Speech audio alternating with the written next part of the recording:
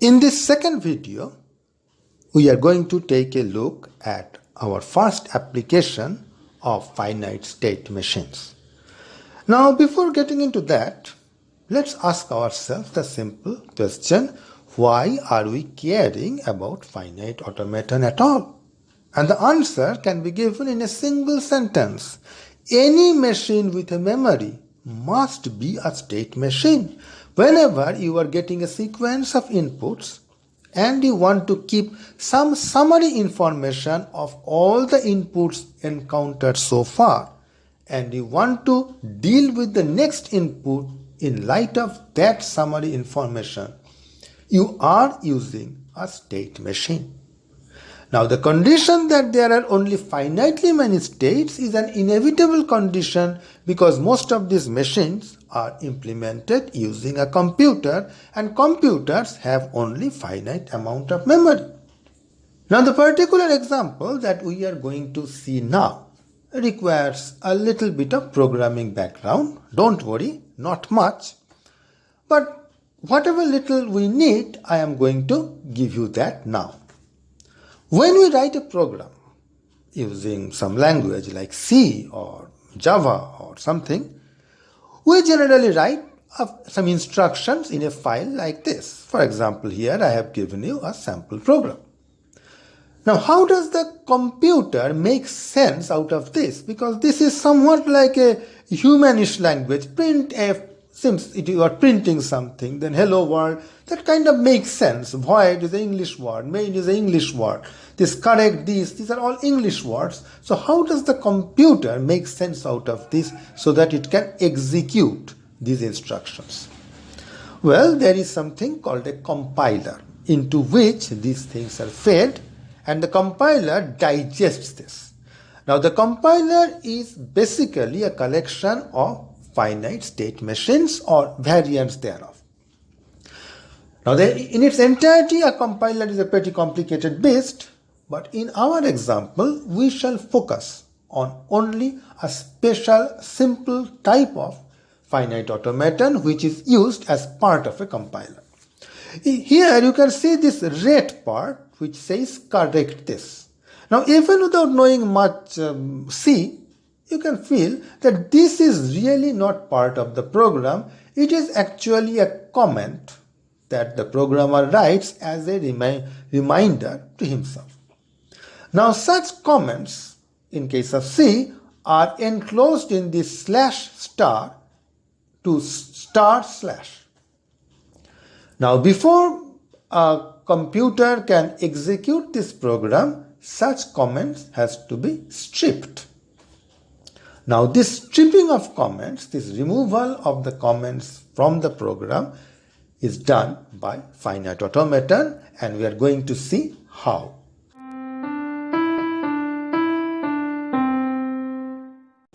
Since we human beings are ourselves somewhat like a machine with a memory, so we can just mimic our own thought process in order to design a finite automaton.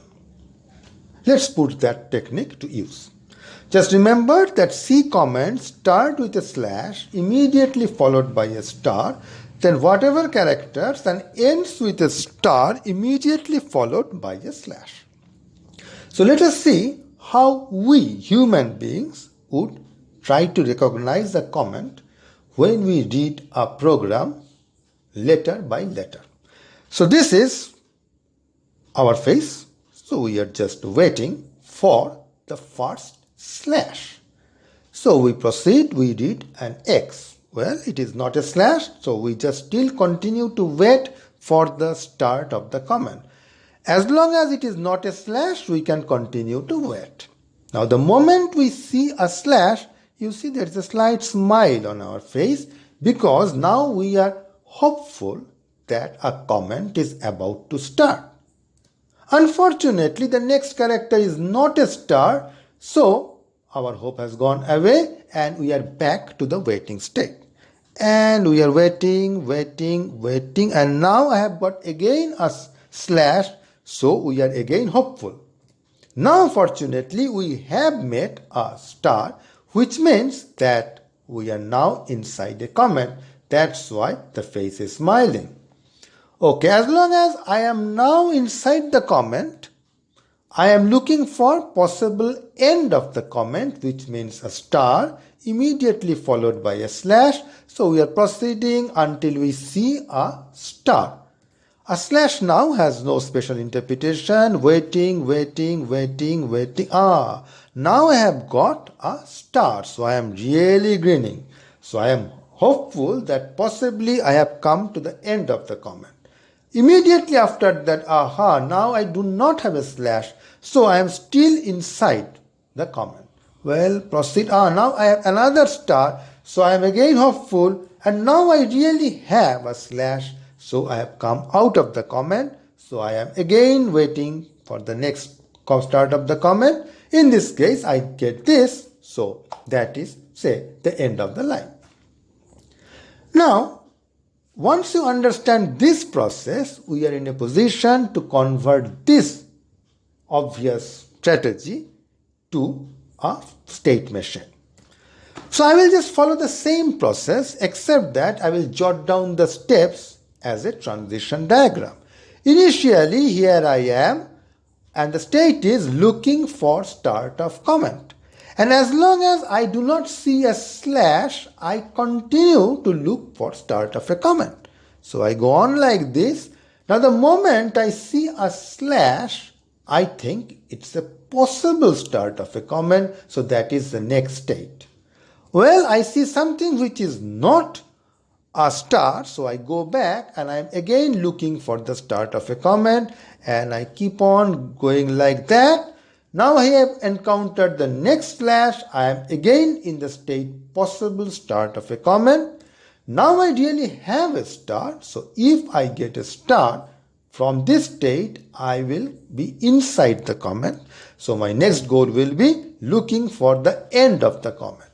So I continue to look for the end. As long as I do not get a star, I will continue to look for the end of the comment. Goes on and on and on.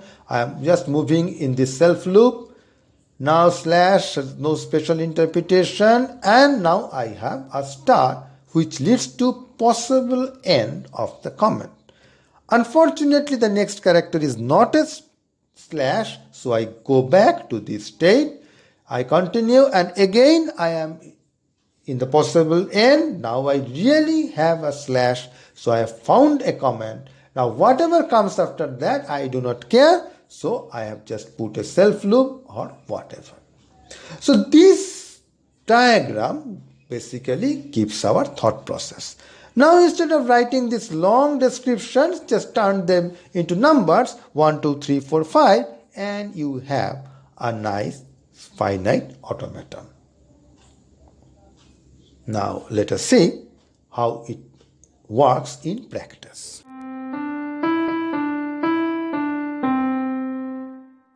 Here we have the same finite automaton.